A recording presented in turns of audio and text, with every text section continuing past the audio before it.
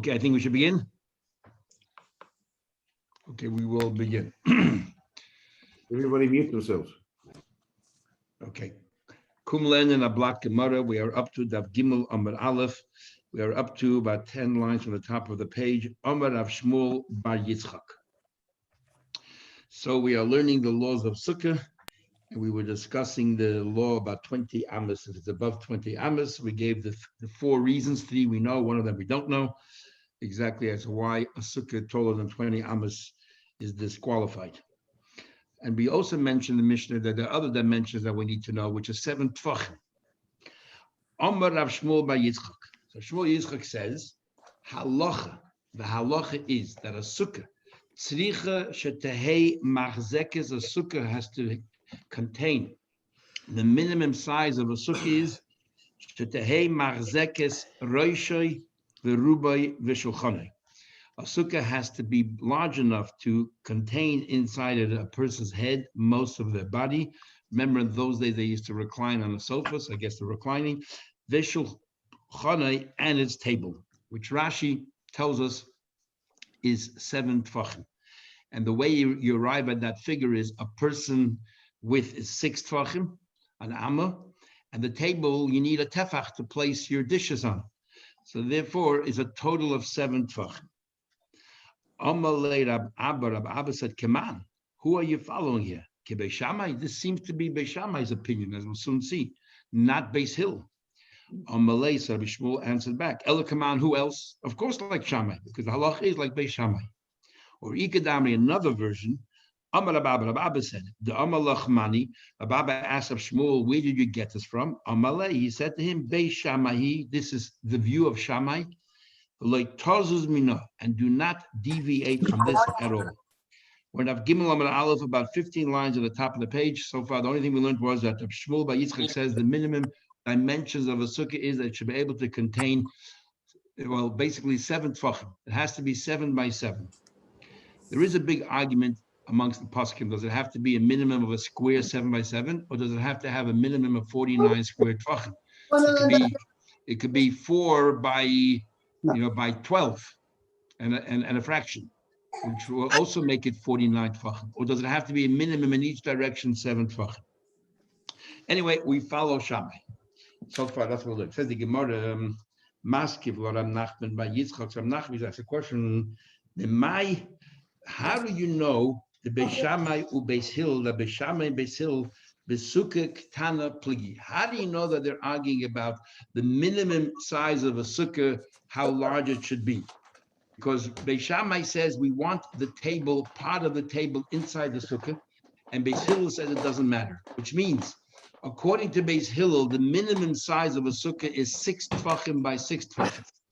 According to Beis Shammai, if somebody can please mute themselves. According to Beis Shammai, Ben, can you mute your mic, Ben?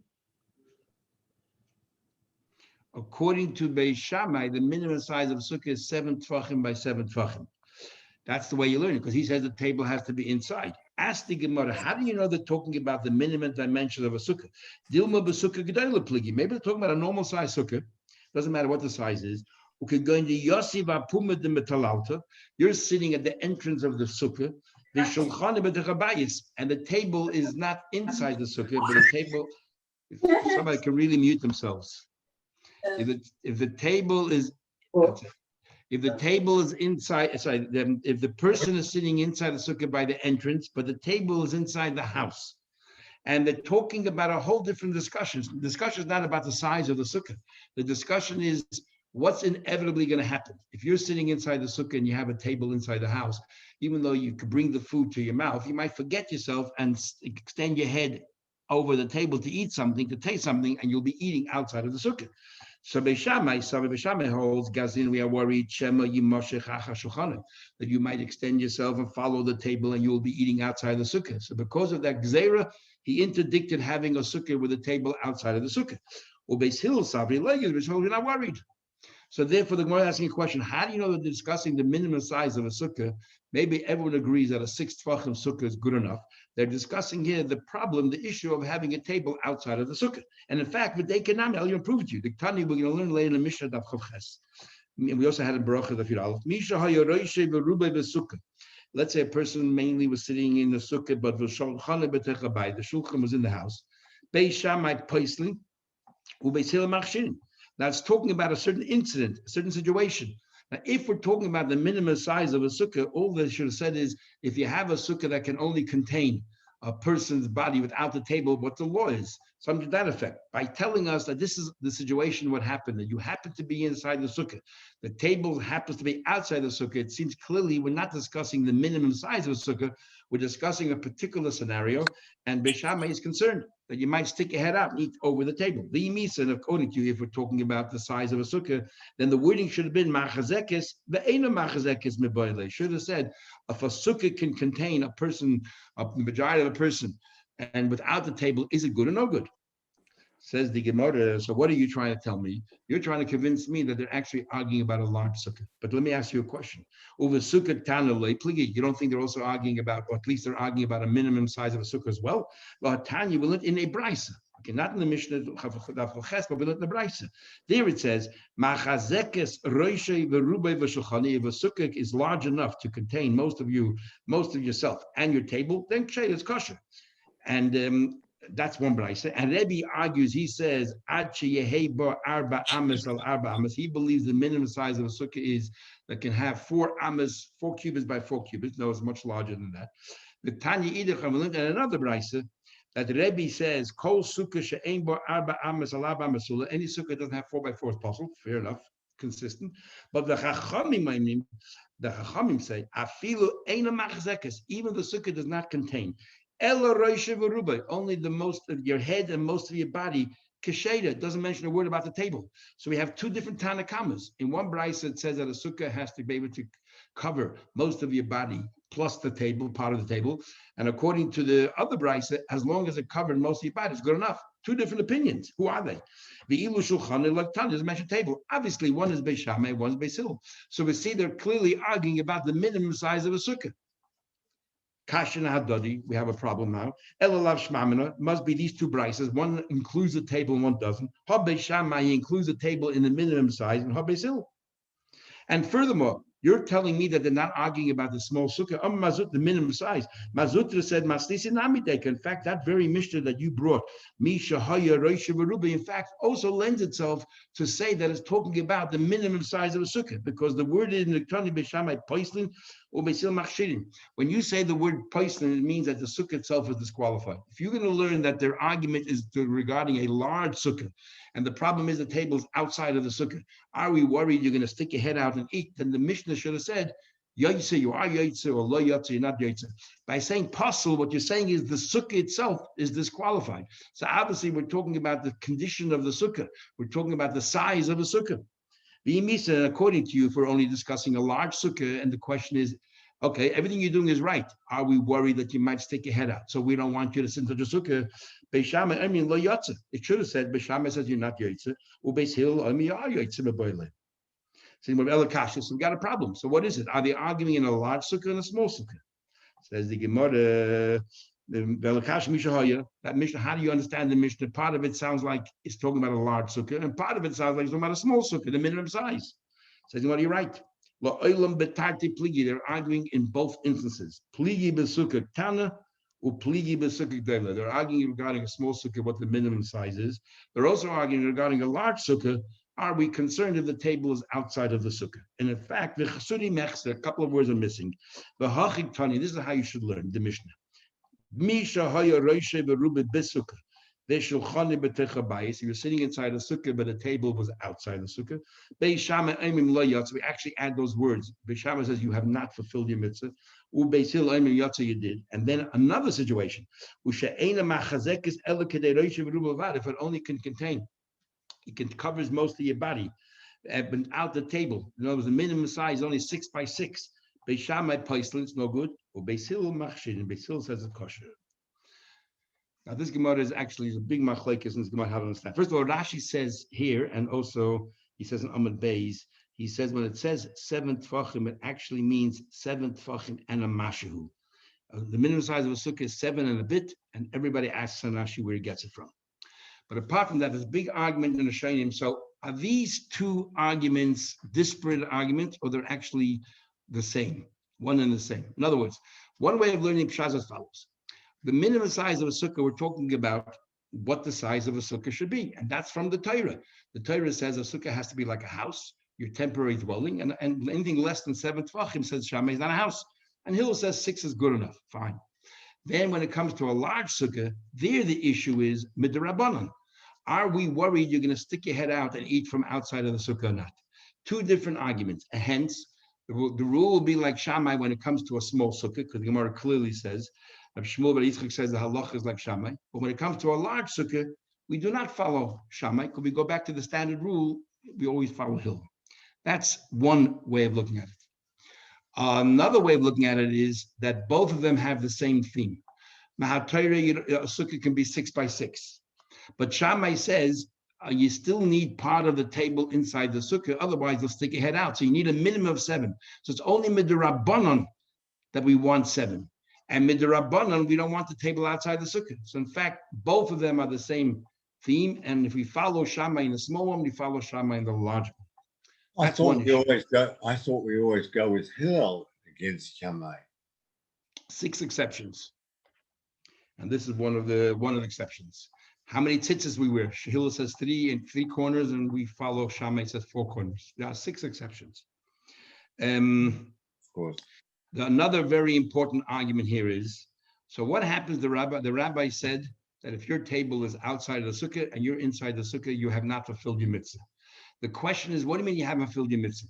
You haven't fulfilled your mitzvah from the rabbis. But as far as the Torah is concerned, the fact is you sat inside the sukkah, so you have fulfilled your mitzvah. Or do we say that now that you did not follow the rabbis, you have not even fulfilled your mitzvah from the Torah either? The Torah acknowledges the rabbi's interpretation and says, therefore, if the rabbis are not happy, neither am I. This very long Tosfos on the left side of the page, the last 3 lines of the Tosfos says here, Tosfos says that even if you did not follow the rabbis who said the table should be inside the sukkah, then you have not even fulfilled your mitzvah of the Torah. That's what Tosfos says. The Ran in Arvei Psachim and later Daf Chav Ches, he just totally disagrees. He says if you have not followed the rabbi's prescription, then you haven't fulfilled your mitzvah from the rabbis, but you still fulfilled your mitzvah from the Torah. There's no question about it. And this has many ramifications. We don't really have time to talk about it right now, but this is a very important general question. If the rabbis come along and define a certain mitzvah, and if you do not follow the rabbi's interpretation of the mitzvah and you do what the Torah says, have you still fulfilled the mitzvah or not?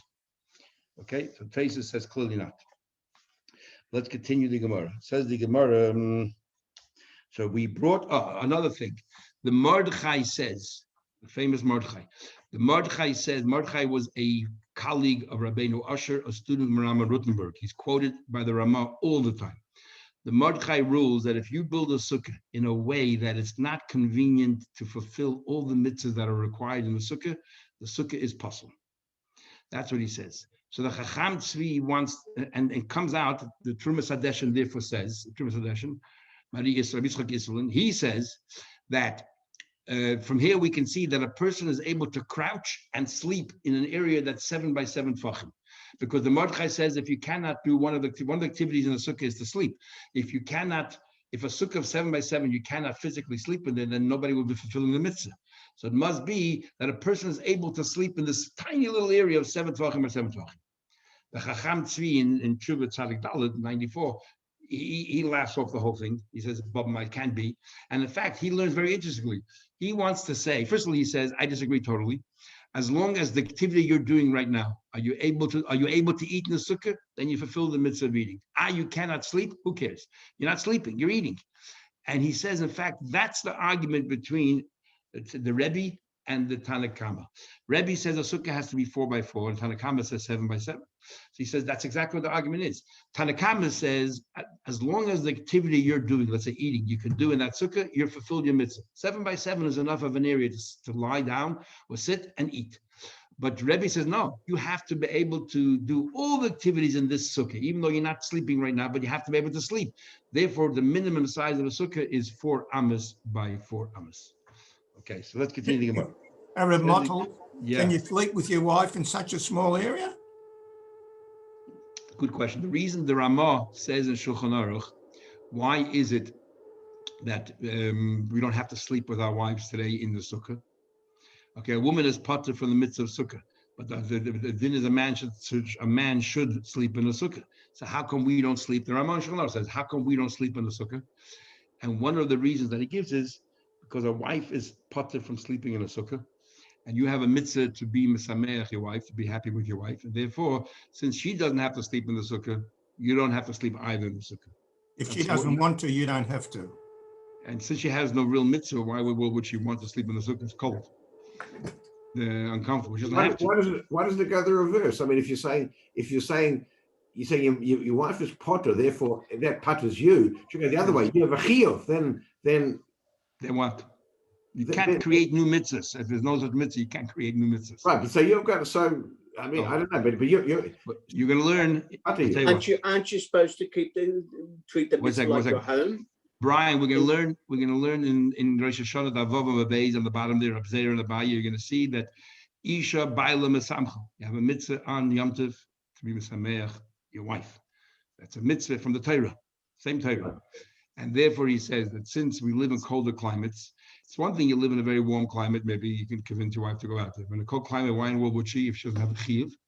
So therefore, you're also part. That's one of the reasons that he gives. He gives two reasons. Aren't you supposed to treat the sukkah like your home? No. You're supposed to live in the sukkah. You live in the home. You in the home. You sleep with your wife. That's right. But you can't force her to do something she has no mitzvah to do. She doesn't have the mitzvah. You have to live in your home, but not in discomfort. We'll learn about as we go through the first two prakim. You'll see all of these different things. Force your wife to sleep in the sukkah, you'll soon find out what discomfort means. Exactly. Spoken by a doctor.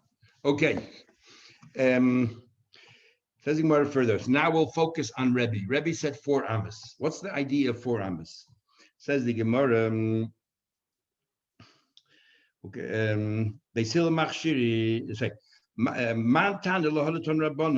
is the author, or which opinion is the following? That a bay is she'ein by arba amas al arba amas. If you have a house that isn't 4 amas by 4 amas, potem and hamazuzah, we don't call it a house. So therefore, when the Torah says you should put a mezuzah on the doors, on the door post of your house, this is not a house. Or min hamaika, you are potter. If it's not a house, you are potter from building that fence that's 10 tefachim high on your roof. The Mefarshim have a little bit of a difficulty. The whole idea of a mica is to make sure that you're not endangering the lives of people standing on the roof. So who cares if the house is 4 amas or 3 amas, 2 amas? You have a chiyuv to make sure that nobody's endangered on the roof. So there's a discussion on that. The einoi metame ben goyim.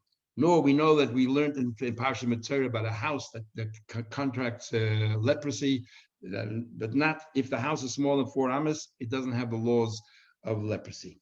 Nor the einoi nechlet bebote arachayim. We know that if you sell something, you can always buy it back, and if not, you can get it back. But when you sell a house in a walled-in city, we give you 12 months to redeem it and buy it back. If you do not buy it back within 12 months, you have forfeited all your rights to the house, and even on your able, it will not revert back to your ownership. But if the house is less than 4 by 4, it's not a house. Wherever the Torah says I want a house, less than 4 amas by 4 amas is not a house. And we say that if you just built a brand new house, you don't have to go to war. Not if it's less than 4 amas by 4 amas. Remember, if you have a number of houses living in the area, you have a number of houses sharing one courtyard, because each house is private and the courtyard is considered a common area for those houses, relative to the houses is more like a Reshus Harabim. So we made a Gzeira called an Erev, that everyone has to put a piece of bread in one person's house, as if we all now acquiesce ownership in our houses and we all our rights in the chutzner, and we're all moved into this one house. But if a person has a house in that chutzner less than 4 amas, he does not in any way proscribe anybody else from walking. He doesn't count. And nor can you put the Erev in his house, because it's not much of a house. The aim is boy. So too, if you have a number of chatzeres that join in a mavi in a street, and therefore the chatzer, you might have 3 or 4 houses, but you have 6 chatzeres all spilling onto the street. So the mavi itself is considered public in contrast to these chatzeres. And what again we have to do is you have to put something here in one of the chatzeres. You put in everybody sort of acquiesces their rights in the chutzah and they give over to one of the chatzeres. Again, if there's one chutzah there with one house and that house is less than 4x4, that chutzah doesn't count. The ein manichin ba'edav, you don't put the edav inside that house either because it's not a house. The ein oisin oisa ibur, you do not count it as a pregnant ben shtei, you have two cities. You have two cities. We learned, if you remember, more Erevin, that every city has the peripheral of the city. We give it further another distance of 70 2/3 of an amma. And we say over there, what do you call it? If you have two neighboring cities, and if you have, there are 141 1/3 of an amma away from each other, then you cannot carry, then you have to start counting your 2,000 ammas as soon as you leave the environs of your city, and you have to continue counting. You're walking through the other city if it's part of your 2,000 ammas. But if they're overlapping, then they're considered as one big city. We give each city a karfus, it's like one large city, and you can walk through the entire neighboring city and start counting your 2,000 ammas beyond that city. What happens if it's contiguous to each other, not overlapping, but there's a house right there in the epicenter? So that house combines the two. But when does it combine? Only the house itself is 4 ammas. Nor can the partners, if the house is only 4x4, I cannot force you to divide the house with me because there's nothing really to divide. That is how we understand it right now. Says Gemara, it seems that this all follows Rebbe, who says that a house needs to be 4x4. Says Gemara, no. I can argue it's the Rabbanon, but Ad can like Omer Rabban Hasam. You know why the Rabbanon argue by Sukkah? They say it has to be 7 tvachim elul in your Sukkah. Only when it comes to Sukkah, the didas arahi. The Sukkah is a temporary dwelling, and because the Sukkah is a temporary dwelling, they say it doesn't have to be like a house, even though you have to live in the Sukkah like it's your home. But we call it, you go out of your house, which is the didas keva, and go into a didas ara, a temporary house, and therefore they say 7 tvachim is sufficient. But wherever the Torah stresses you need a house, the didas kevahu, it's a permanent structure. I feel that Rabbanim, my dear, what's a permanent? Even the Rabbanim will concede.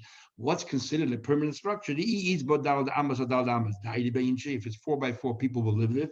But vilai, if it's less than 4x4, then loi daidi be'inchi, people will not live there. Okay, tomorrow now we can reassess all these dinim. Amar mar. Okay, we'll review it. Pater min hamazuzah. You said if it's less than 4x4, it's pater from a mezuzah. Umin a maiker, or from a fence. There's no laws of leprosy in that house. Nor will it, it's not considered as one of these houses that are within the walled city that after 12 months you forfeit your rights. You go to war, it's not grounds to withdraw from the war. My timer, why is that? The bias ksiv behu bekul. In all these incidents, says the word bias. By the way, when it comes to mezuzah, there's a big argument. If you have a round room and you have 4, it's 4. When we say 4 ammas by 4 ammas, does it have to be a minimum of a square of 4x4, which is 16 square ammas? Can you have 2x8? If you have a narrow passageway, 2 ammas wide and 8 ammas long, does that require a mezuzah or not? There's a big argument there as well. The aim, and then you continue saying the aim arvin boy, that you don't make an edav, you don't count that as a house. The aim mishtatfim boy, nor do you count it by shetufim avoyas. If you have a number of courtyards joining into a street, if one of the courtyards has a house that's less than 4x4, it doesn't join in. The aim manichin boy edav, nor can you put the edav in that house. It's not a house. My time, why the lechazi ledid? It's not suitable to be called a house. So right now we understood that you cannot put it in there, whether it's the Erev Chatzeres, you have to put the loaves, you collect bread from everyone and you put it into one house. But if this house is less than 4x4, you cannot put it into there. It's not much of a house to speak of. And we thought the same thing applies. If a bunch of courtyards joined together for a main street, the same thing, you cannot put it into that house. Eruv Chatzeres, a manichem boy, I understand that Erev Chatzeres you don't put into this house because it's not a house. The whole idea is that everybody relinquishes their rights to the house and they join into this one house. But this isn't much of a house. I will shituf manichem boy. On the other hand, I want to tell you that when it comes to shituf, when it comes to the number of courtyards joining together to be able to carry on the street, on the mavli, there you could put it into that house. On the one hand, this house, if the only house in that chutzner is less than 4 ammas, it doesn't count. We don't need to take anything from them. But if we want to put the bread into that chutzner where that house is, we can. And why is that? My time of why is that is no worse than a courtyard inside a movie. What do you mean? Now we learned Eilu v'chatzedes. When it comes to Eilu v'chatzedes b'chatzah, it says in the Mishnah. When it comes to Eilu v'chatzedes, where do you put the bread? Inside the courtyard. So right now we think it means anywhere in the courtyard, even in the open space. Shitufi movei b'movei. And if you want to join in together a number of courtyards to be able to walk in the street, you place it in the street. Since when do you put the bread? You collect the bread from all the houses in the chutzah and you put it out in the yard somewhere. But now we learned hanoisen eruve bebeishar. If you take the you collected the bread, the 5 houses in the courtyard, you took bread from every house. If you put it in the entrance, the little room, the little hut that's the entrance of this courtyard, or a xadra, or a porch, or a mapesa, a balcony, ain't ediv, because it has to be put in a proper house. But if somebody lives in this beishar or on the porch, in fact, they don't count. They don't answer on anybody else. Nobody needs them. This is how you're supposed to understand the Mishnah. Where is it now, please? I've just lost it. I've just lost it. Where is it? We are, somebody tell me please where we are. 3b2, the second paragraph. Okay.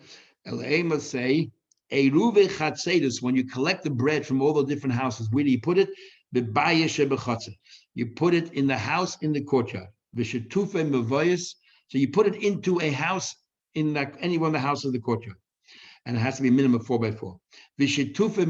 But if you are collecting from different courtyards in order to be able to carry on the street, carry on the street, you don't put it in the street itself. You put it into one of the courtyards. And there you can put it even in the open space as long as it's protected.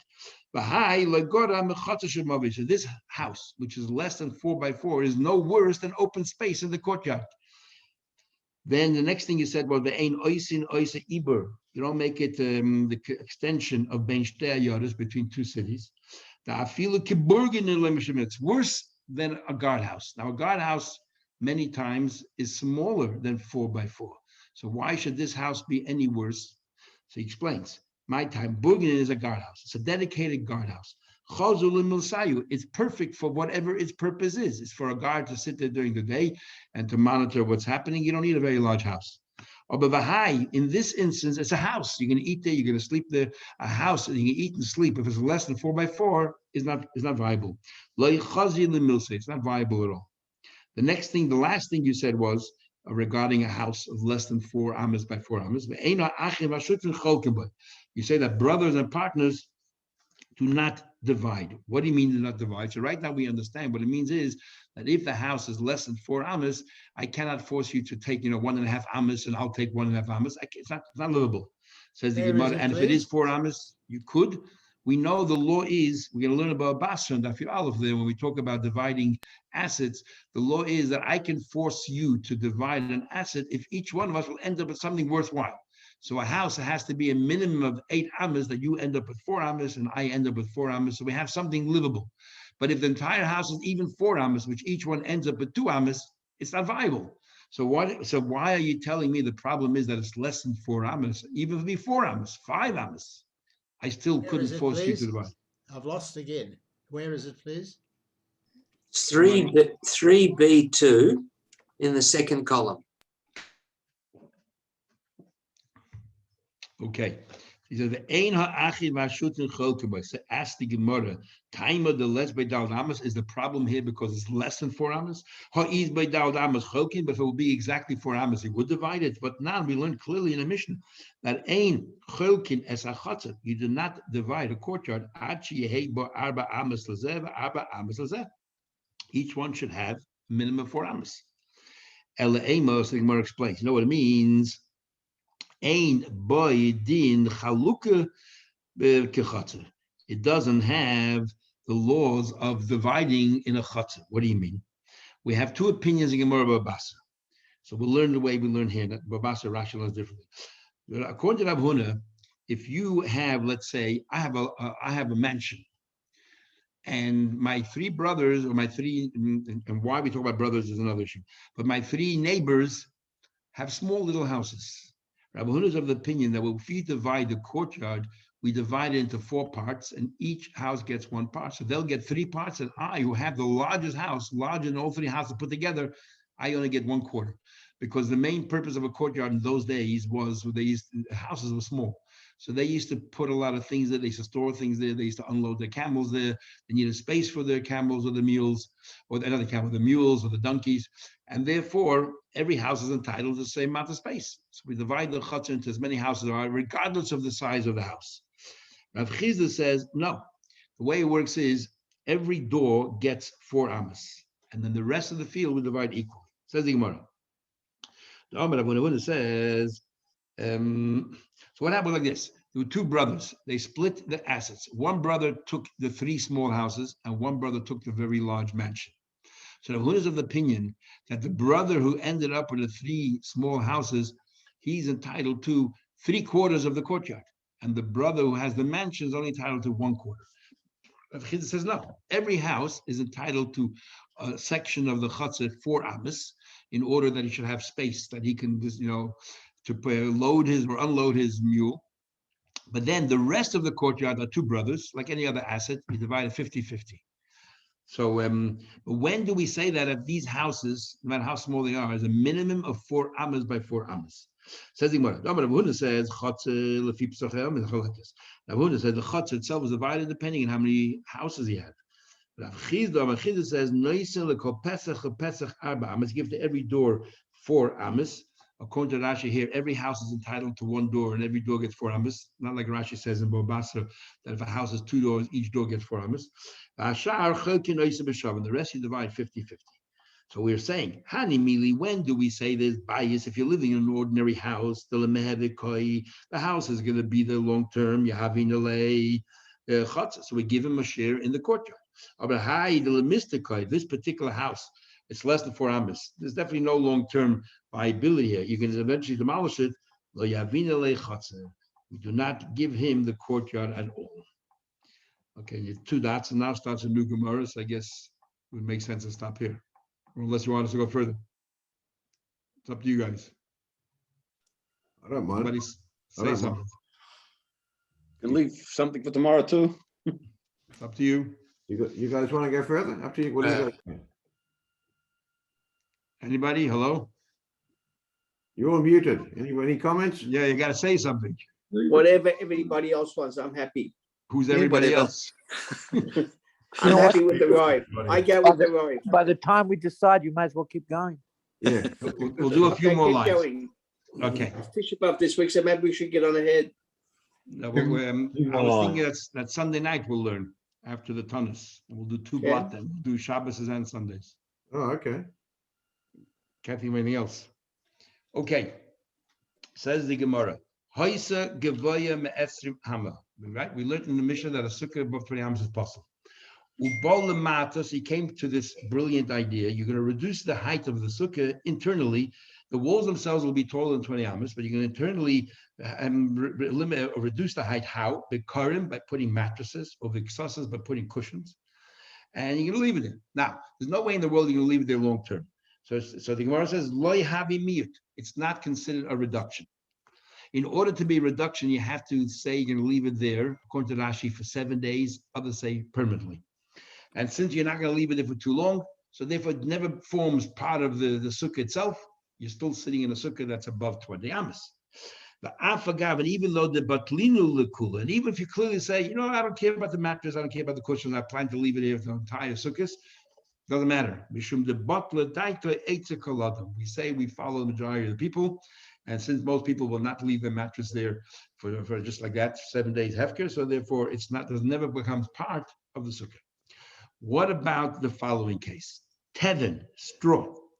Now, straw people use to feed their animal, whatever it is, they use straw. But ubitle, it's not as expensive as a cushion or a mattress. It's straw, and you clearly said, I plan to leave it there for 7 days. Havimit, then it forms part of the structure of the sukkah. So now internally, there's less than 20 amas from the floor because he filled it with straw till the schach, and therefore it's a kosher sukkah. The choshken, and surely offer, if you filled it with sand, and sand generally people leave there, then surely ubitla, and you said that I'm going to leave it there, there's no question that it's not, the sukkah internally is kosher. But my question is as follows. What about teven, straw? But the ain asid lefanoise. You put straw there. We don't know for sure that you're going to leave it there forever, but you don't have any plans to take it away. So you're sort of in between. You're not planning to take it away straight away. You have no plans to leave it there forever. You just have no current plans to remove it. But you were not mevatlet. You didn't say I'm going to leave it there forever. Or the offer stam. There was sand over there. You didn't say I'm going to take it away. I'm going to leave it. You didn't say anything.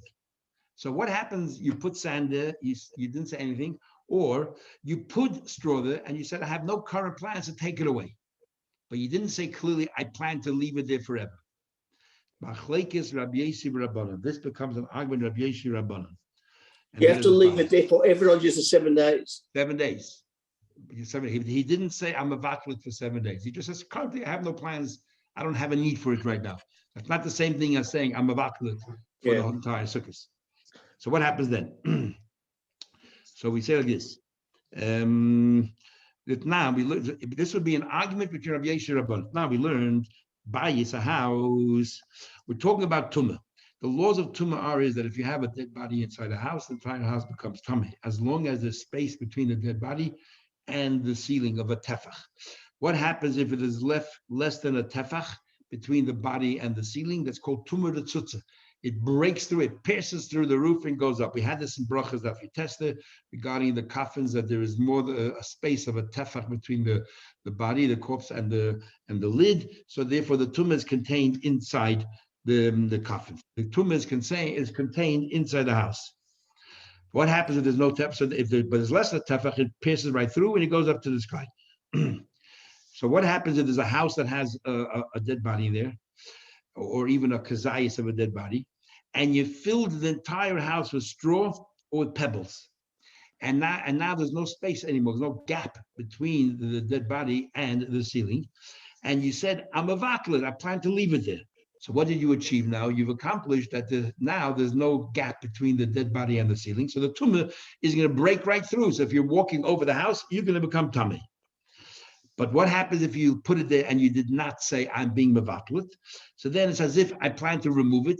So the body, in theory, still has a gap between itself and the ceiling. Says Gemara, "Buy is a house you will tell me full destroyed, so the pebbles are bitloi, and you mevatlet, mevutlet bottle. Bitloi in, loy bitloi loy. Only if you mevatlet, seems from this opinion is, only if he clearly said, this straw I plan to leave there forever, or these pebbles I plan to leave there forever, then we say it forms part of the house. But if he didn't say those words, it does not form part of the house. So it seems in our case as well, when it comes to the straw, if you fill the straw that you don't say I'm a vatlet, it does not become part of your sukkah, and therefore even though it's sitting there, it's still considered a sukkah that's too larger than 20 amos, and it is possible. That's according to the rabbis. But Rabbi Yeshi disagrees. He says, I disagree with you. He says, Tevin, pebbles we compare pebbles to sand. So the Tanakama said you have to clearly be mevatlet. Rabbi Yeshi says, when it comes to straw, Tevin, straw, as long as the ain osid lefanoisai, when it comes to straw, as long as he says, I have no current plans to take it away. He didn't say I'm mevatlet. I just don't have no current plans to take it away. Hareyu ka'offer stam. It's just like sand, bottle. Sand is bottled straight away. So that's argument number one. You say straw, you have to be mevatl. I say you don't have to be mevatl. As long as you say, I have no current plans to take it away, that's good enough. It becomes part of the house, or in our case, part of the sukkah. But offer, sand, for osil. But if he says, when it comes to sand, and he says, by sand, the only time by sand is a problem is if he clearly says, I plan to take it, remove it, then we say that it does not form part of the house of part of the sukkah. But if you place sand there and you say nothing, I believe it becomes part of your sukkah, part of your house. Harei kistam tevin is like straw, v'lei bottle, and it's not bottle. So basically, according to Rabbi Yeshi, the two questions he had is, he says that when it comes to straw, as long as you say, I have no plans to take it away, it becomes part of your floor. When it comes to sand, as long as you say nothing, As long as you say nothing, it becomes part of your floor. By sand, the only time it's not part of your floor is you say, tomorrow I plan to remove all the sand. Then it does not form part of your floor. That's Rabbi Yossi. According to Tanakama, sand and straw, you still have to clearly elicit these words and say, I plan to leave it there during the entire Sukkot. Okay, that finishes the Gemara, then starts a whole new beautiful, set of rules and laws, as you will learn tomorrow. Okay, everyone have a good week, a Shua Tov, a good Vach. Thank you.